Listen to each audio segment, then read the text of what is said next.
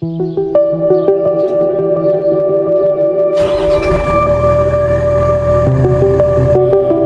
that was how the name ViLink came about, because I wanted to provide a solution by linking the market to the people, to the guest house owners or the attraction site owners in the rural communities.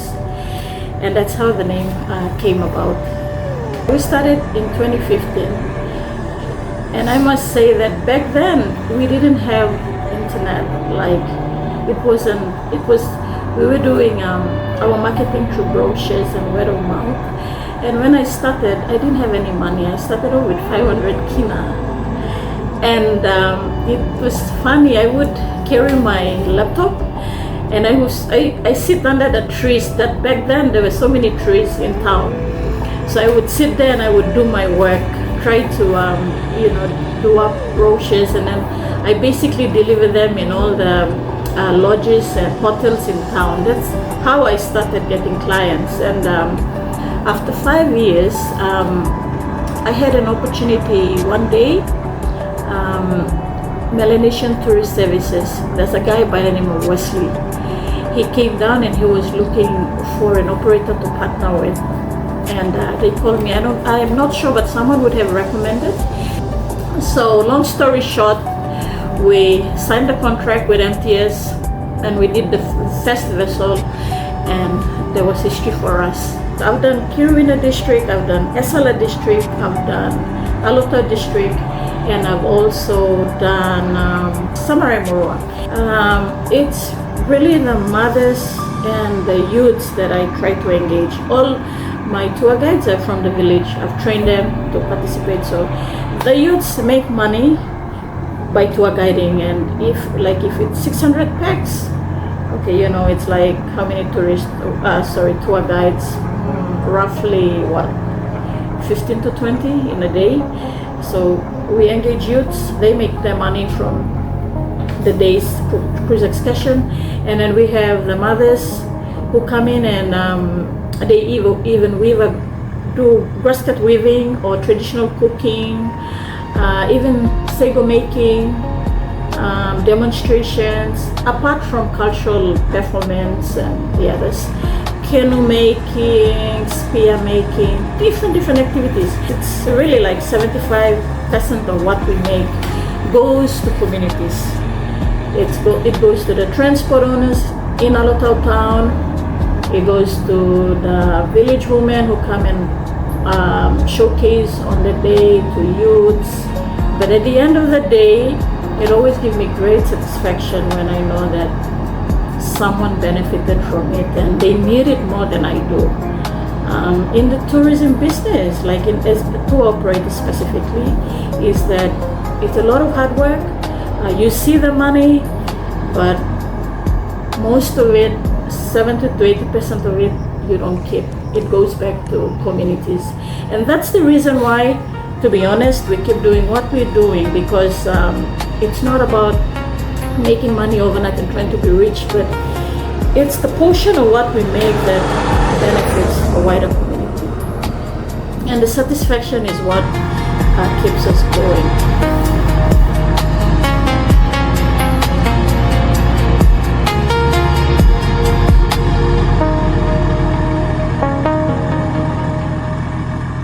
Welcome to our village, Divinai, and Bubuleta as well, you passed. So just in brief, now you can see why we are here. You can see the tourism potential just right here, our islands there from Divinai all the way to Bubuleta. And if you want to go to Samarai, it's shorter distance from here, just crossing over then from Alota all the way. Yes, yeah. Puerto Logea, just behind this island. And then this was the escape point. Another 30 minutes from here is escape.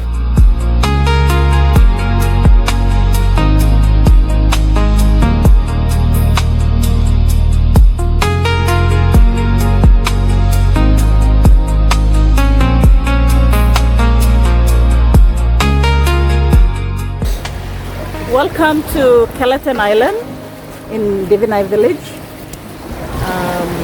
This island is very significant. A lot of history about the first missionary landing. So we will take you on a short tour of the island before you get to enjoy the white sandy beach and the beautiful view. I will hand over to the counselor, Honorable Russell, to lead us in this tour.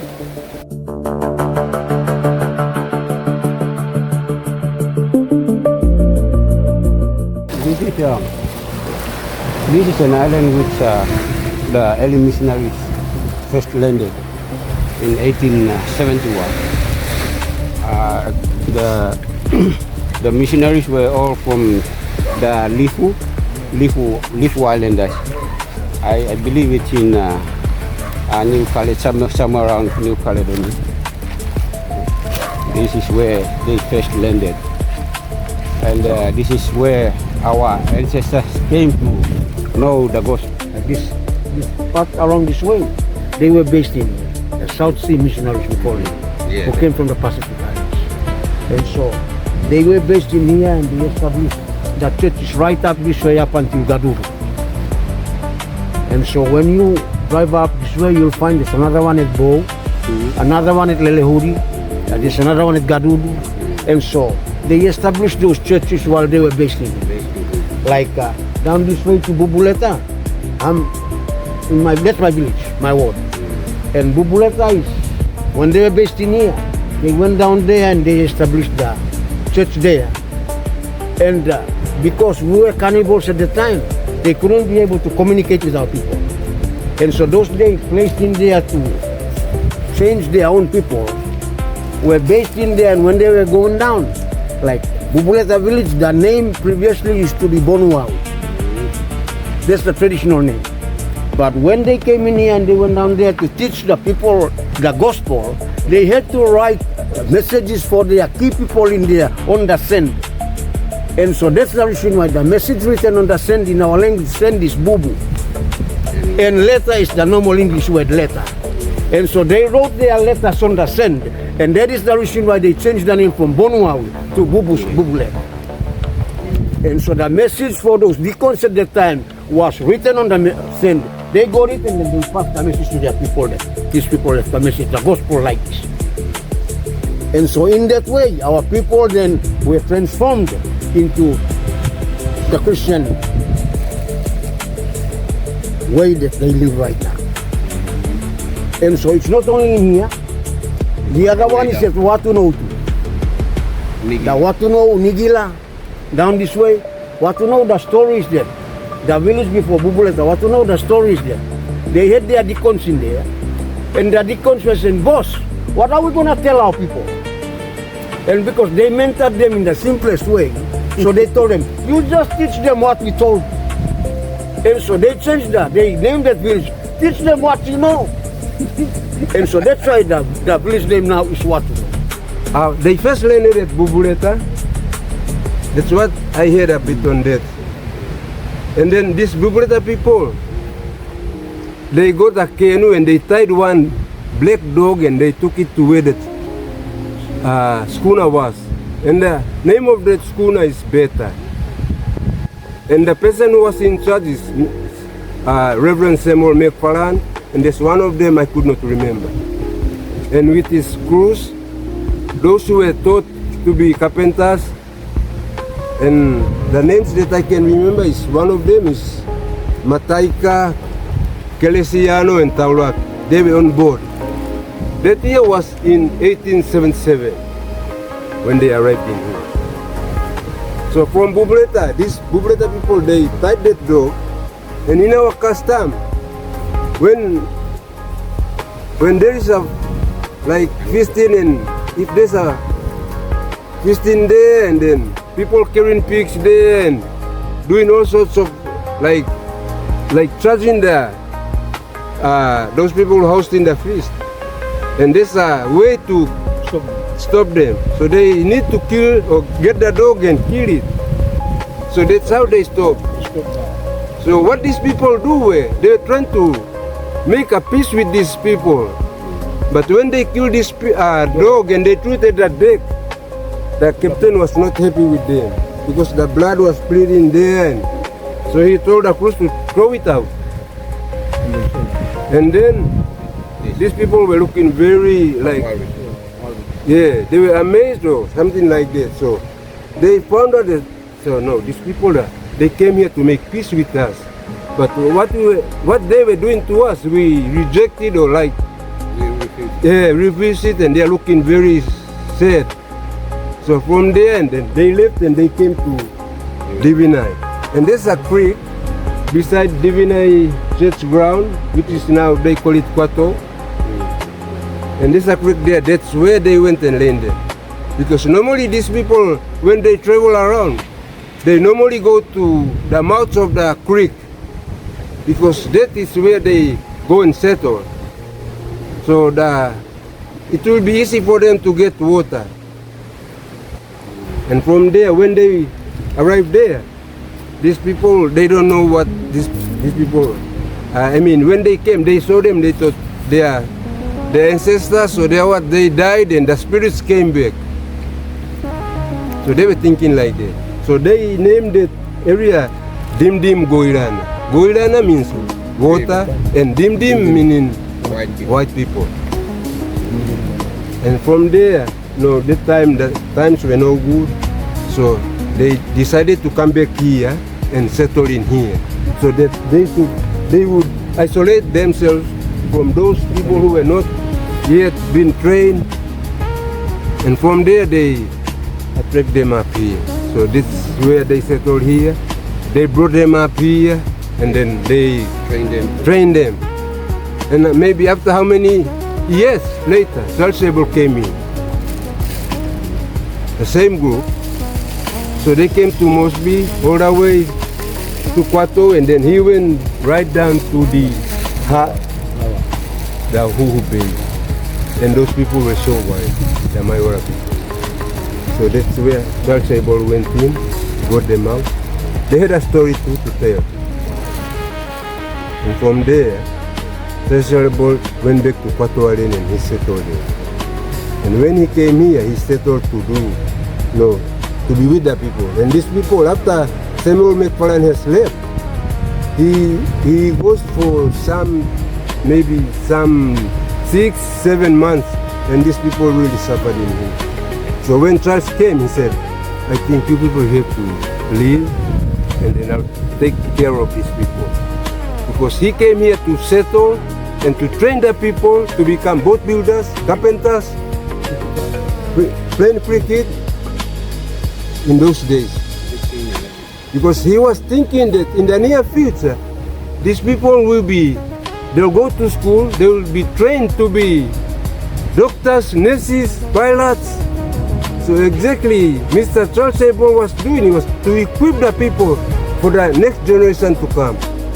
He was already looking ahead, the vision. So he came in here to settle.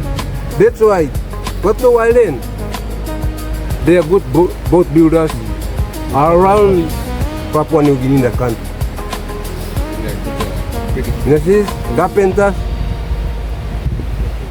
And from there, all these ones, they moved them up there. But those ones who already been qualified, those are the ones they send them down to Watuno, Nigira. Some went to Bow, Garuru, and as far as maybe they went to where? That island there. Yeah, that's what I heard.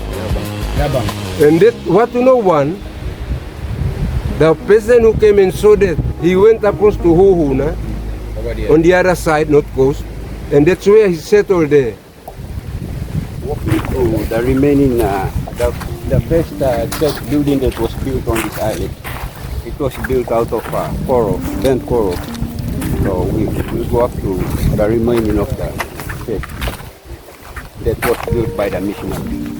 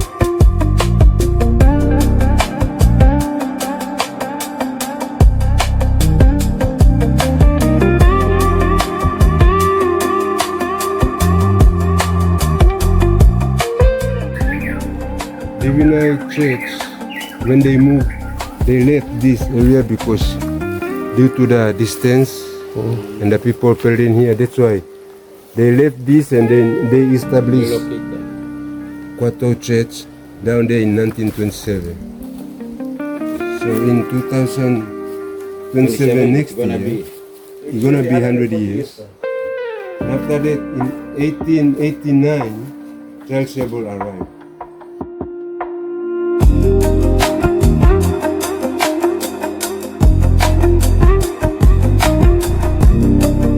Gospel came in with its good intentions, but it also came in with a lot of destruction in terms of our culture, our traditions, and those certain rituals and all those that are part of our culture are all gone. How to retrieve them now, this generation is finding it difficult to also bring those back again. The sad thing is, many of those elderly people who were supposed to be imparting us are already dead and gone. And today, we are finding it difficult how to find this information again, to rebuild those traditional cultures that have already gone. Right. That's the reason why we really want to make sure that we retrieve these things in all means that we're trying to do in this current generation. Because these are things that we need to live by, and we need to impart them to the generations that are yet to come. I think some years back, the Honolulu government came in on a chopper on that white sandy beach there. They probably formed the government on this island. The Alotawa Code, it was written in here and taken and endorsed in Alotawa. So it's on that sandy beach there. That time the sand bank was a little bit bigger down that way. And so the chopper landed in the middle of the sand. And so that's where the formulation of the government only used time at it in those years. The birthplace of the Alotawa Code took place in it.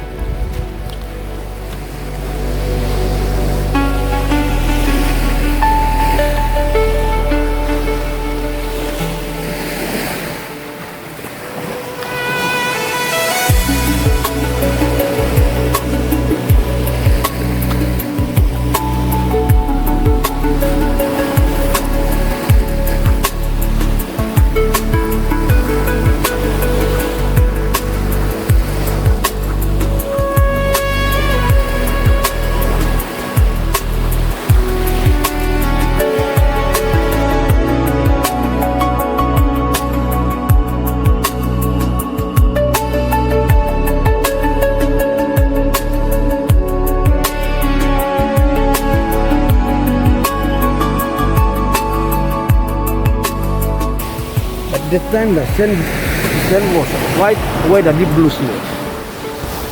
And this place was all nice sandy. And so the chopper came and landed in the middle.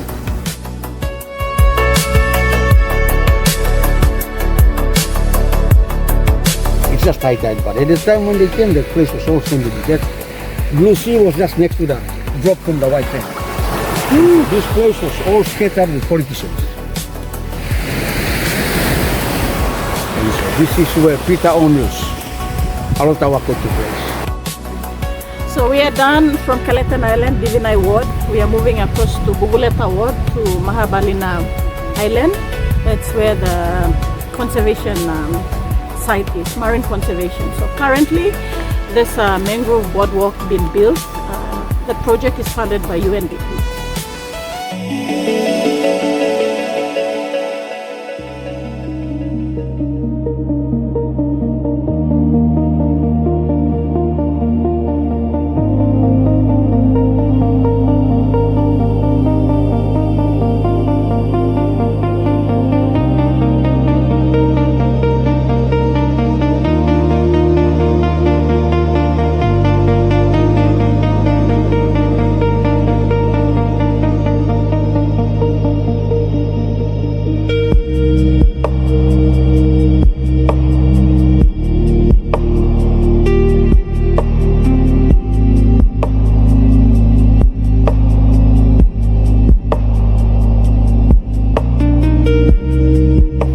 ViLink has been doing business in the tourism space for some time, and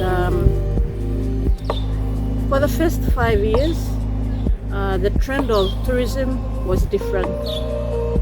Travelers just want to come in and go sightseeing and for an adventure and they just leave. But post-COVID, after COVID, the trend of travelers and tourism has changed.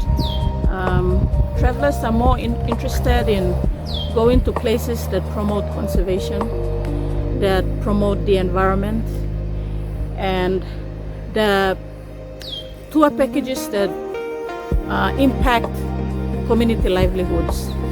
And so this initiative, this is actually a mangrove boardwalk that we are developing, and we are grateful to UNDP who has given the grant under the Blue Economy Enterprise to build this 50-meter boardwalk.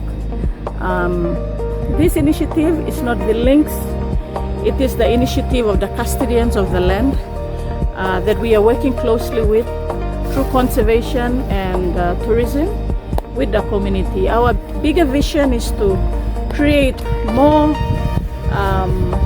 eco-friendly activities whereby tourists come and participate in mangrove planting, in seaweed planting, and coral restoration. So on this island,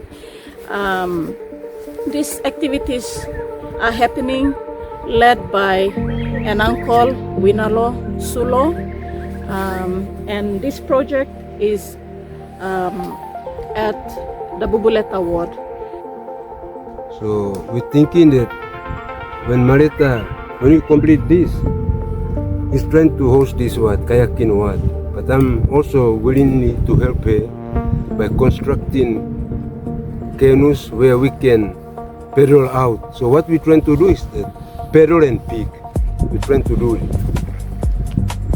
Paddle and pick. Whatever that is floating around there, we're trying to pick it up and come and put it in the right place, and we dispose it. It is my view that leaders that have come and gone, and probably leaders that may come in the future, we concentrate on developments. And these developments, in the process of bringing them to our people, also bring destruction to our environment. And many leaders do not see the need for conservation. And many of us local people living in our respective villages, because of development, many of our local resources and environments have been exploited at the expense of development. Not knowing that at the end of the day, we are going to lose these things without even the government taking proactive responsibilities in restoring them. And so in here, in this island, and in my ward, I embrace this concept. A concept and an initiative that will drive conservation in my own ward, because currently as I speak, many of my people use these islands, use these marine resources, the corals, the fishes, and even the trees in here, they get them to go and market them. And destruction in this case is very, very high.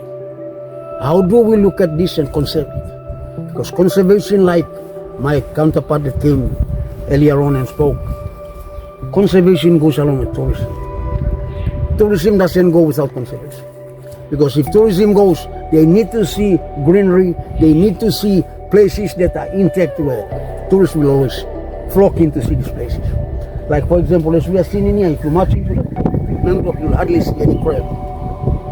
Or even if you march out in there, into that little reef that extends out in there, you'll hardly find the species that used to survive there some 10, 15 years ago. Today they are gone. And are we leaders at our local settings having any thought about conserving this, or do we allow our people to continue harvesting this, and what is going to be left for our future generations? And that is the reason why I think it's high time that we make a change. We make a change in which we can conserve this, and we can be able to conserve them in an economical way. But conserving it so it also benefits us, but it also benefits the people that are going to be coming in the future. And so that's the way I see it. I want to see that my people embrace this concept. It's an initiative that is just started. I give them my thumbs up, and I know I will drive this agenda to my people. That conservation is the way forward.